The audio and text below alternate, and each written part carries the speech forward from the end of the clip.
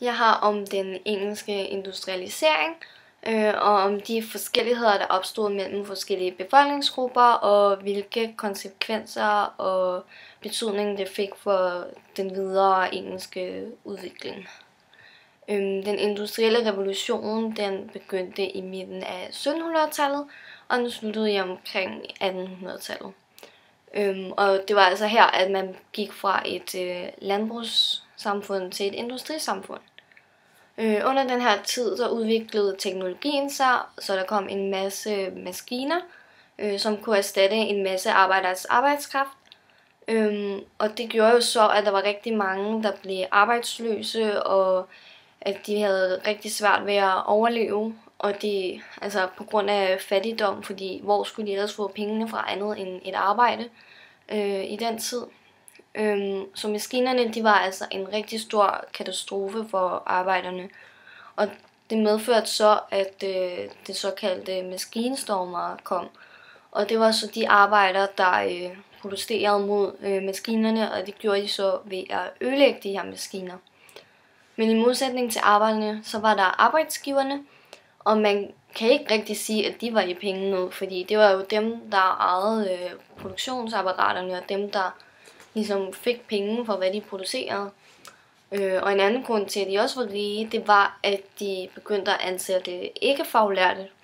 Og det vil altså sige, at de kunne spare penge ved at holde lønnen nede på omkring eksistensminimum, hvilket vil sige, at de kun gav arbejderne løn til at de lige netop kunne klare sig. Altså så de lige netop kunne købe en lille smule mad indtil næste gang de fik løn, og så kunne købe mere mad igen.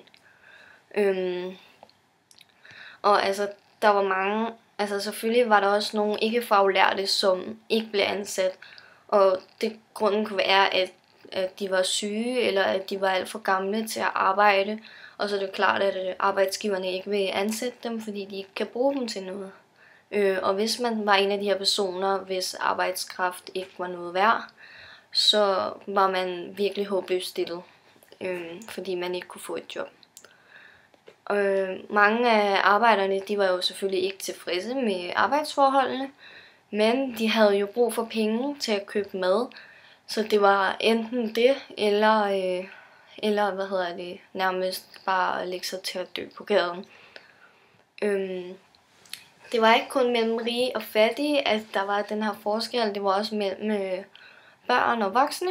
Og til det så har jeg et klip fra Oliver Twist-filmen, hvor det var, at børnearbejderne de sad og spiste i en stor sal, og de fik ikke særlig meget mad, de fik bare en eller anden lille chat grød eller noget af en art.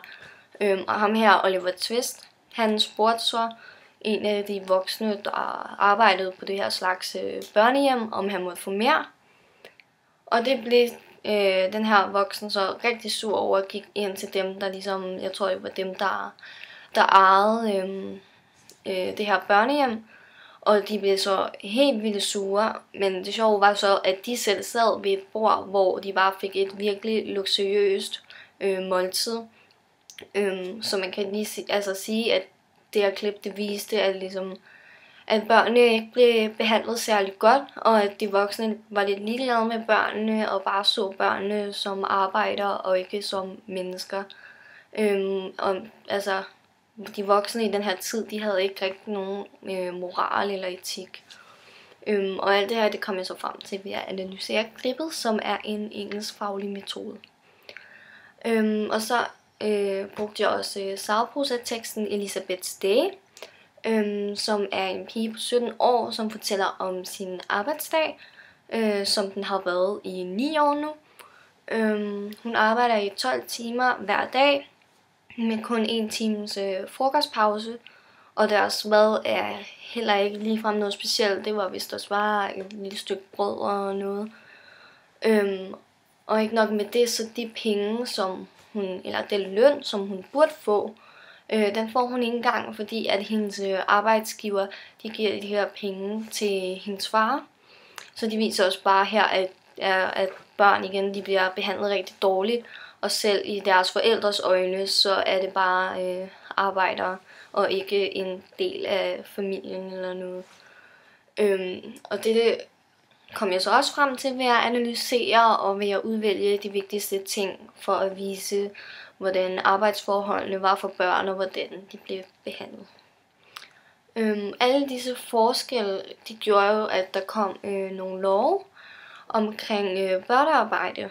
Og i 1802, der kom der den her 12-timers regel, som gik ud på, at børn, de måtte ikke arbejde i mere end 12 timer om dagen. Og der kom så nogle fornyelser af de her regler, altså så timerne blev nedsat til næste gang 11 timer, og så 10 og 9 og så videre. Og der blev også i 1802 kom der også den regel om, at man ikke måtte bruge børn til natarbejde, og at man skulle sørge for, at børnene fik en eller anden form for skolegang, så de kunne lære at læse og skrive og sådan nogle ting. Og senere i 1819, der kom der også en regel om, at man ikke måtte bruge børn, som var under 9 år gamle, til at arbejde.